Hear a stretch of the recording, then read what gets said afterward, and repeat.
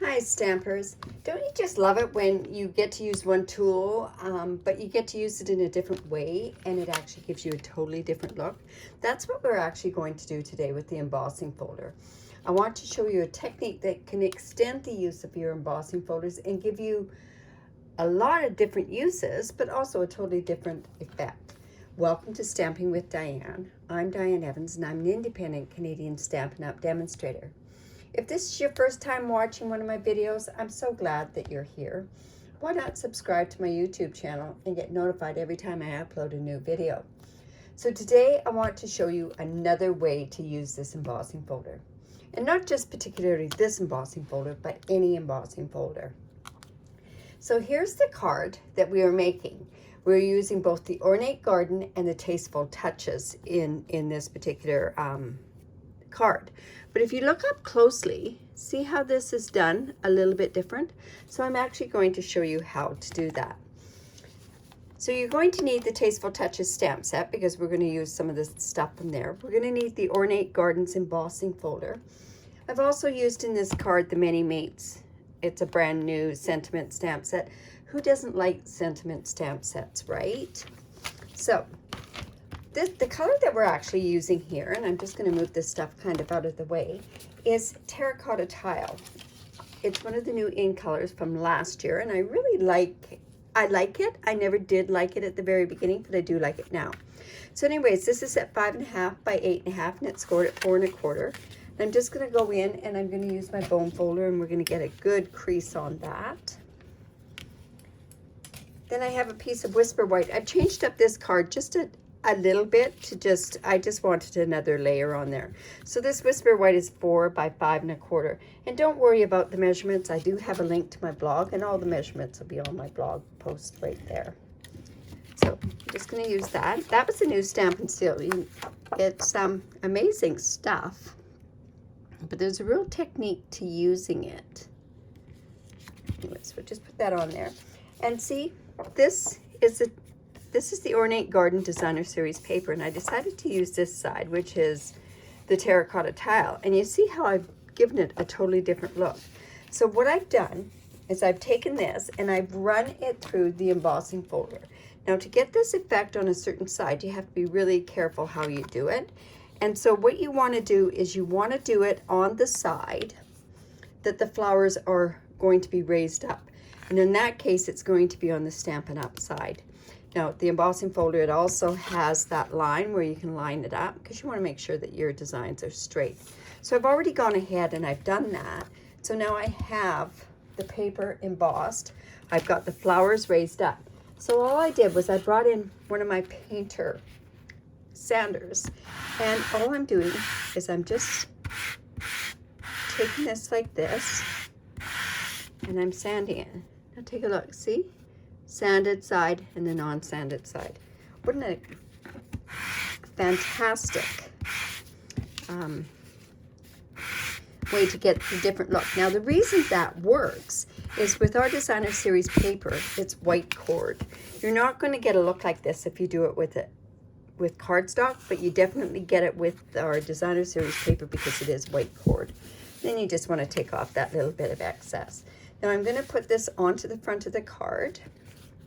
And always when I emboss a piece of Designer Series paper or cardstock, I always use either a liquid glue or two-sided tape. Now this isn't a really deep one, so I'm just going to go and put my liquid glue on there. If it was really deep embossed one, I may want to have some more a stronger thing on there, and that's when I would use my double-sided tape. Or you could use, I guess, the Stampin' Seal Plus. I haven't tried that. I'm going to have to try that with the Designer Series paper. The beauty of using liquid glue is it does give you a tiny bit of wiggle room. Okay, so see how what a beautiful effect on the paper. And it just, like I say, it changes the whole look of that paper. See? Who'd think that this was there, right? Okay, and I've gone ahead and I have some Whisper White. And the Whisper White is 2.5 by 2.5 for this, and I cut out one of the stitch circles. And then the terracotta was another piece that was 2 1/4 by 2 1/4, and I cut out the stitch piece there. Now, This Tasteful Touches has some beautiful, I love eclectic stamp sets, and it has some really neat different things on there to use. So I'm going to go ahead and use that. And I've already mounted that onto my stamp, or onto my block. I'm using Smoky Slate with this. So, and I just sporadically stamp that. And I also did that on this piece as well. Okay. And then I took my terracotta tile and I'm going to stamp this big flower on there. Let's close this up because knowing me, I'll get ink all over the place. So let's just ink this up.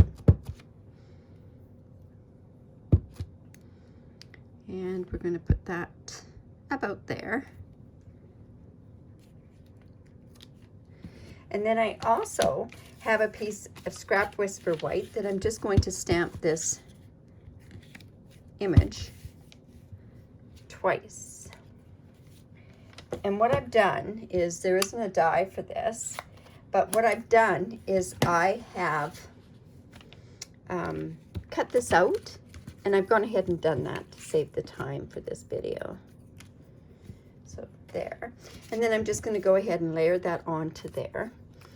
And the neat thing about this is I actually went in with my bone folder and I just gave a bit of texture on here.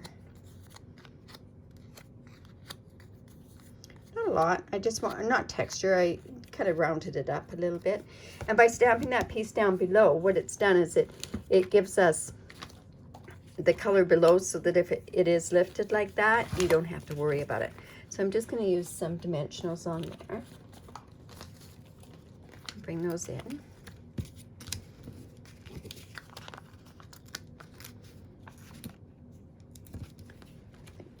Might be a bit of overkill on that. I'm thinking what I did with this is I shouldn't have stamped directly onto there, so I'm going to actually have to do something a little bit different. So this little piece here I'm going to do with the mini dimensionals.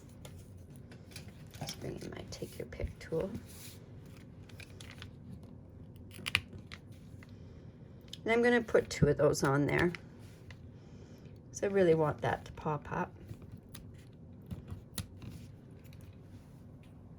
And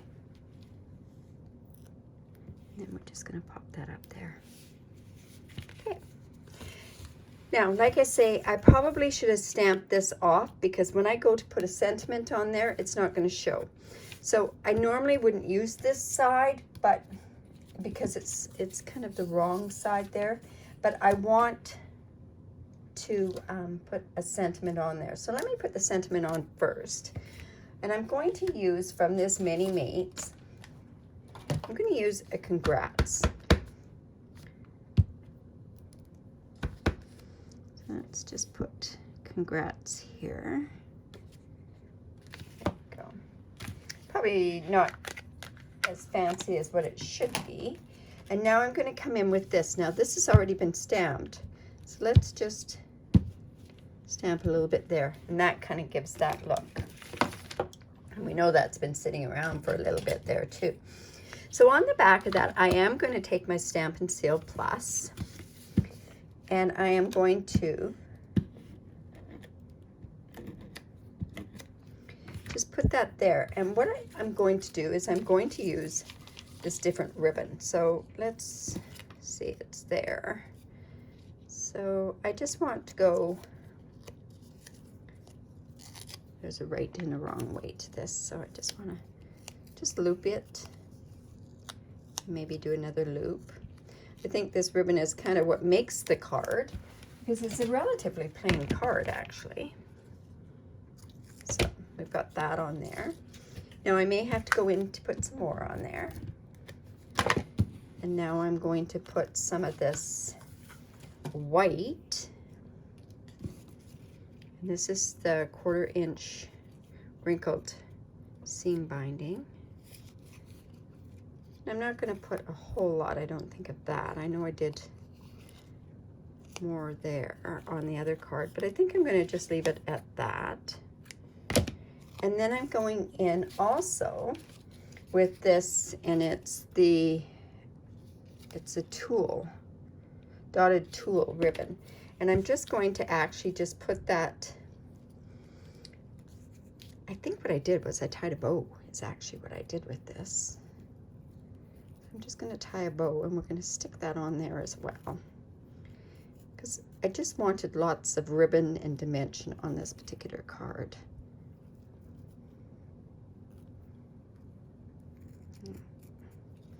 This ribbon stretches. It's quite funny when you do it, so I just wanted to pull that very tight. All right, so now I can go ahead and I can go put this up here. So I'm going to put these on with dimensionals.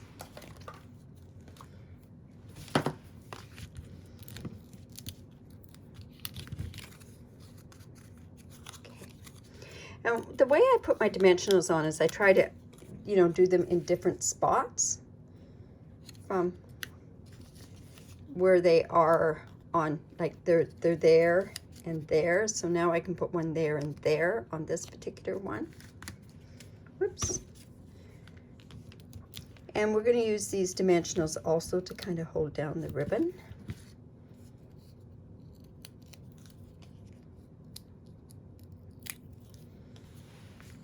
Let's put that kind of out there. And I think what I could do is I could actually stick some glue on here, because we want that to kind of lay down on there. I want this ribbon to show too. Oops, where did it go to? There we go. And then I have this ribbon, and I'm just going to, I think I'm going to make it a little smaller. And I'm going to put a glue dot on that. And then it's going to look like it's kind of bunched up, right? So I just cut some more of that off. We'll put a glue dot on there.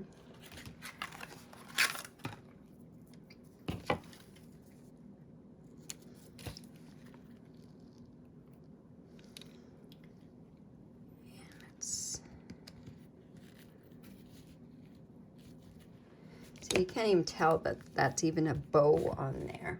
Now, if I wanted to, I could also put some pearls or something else on there.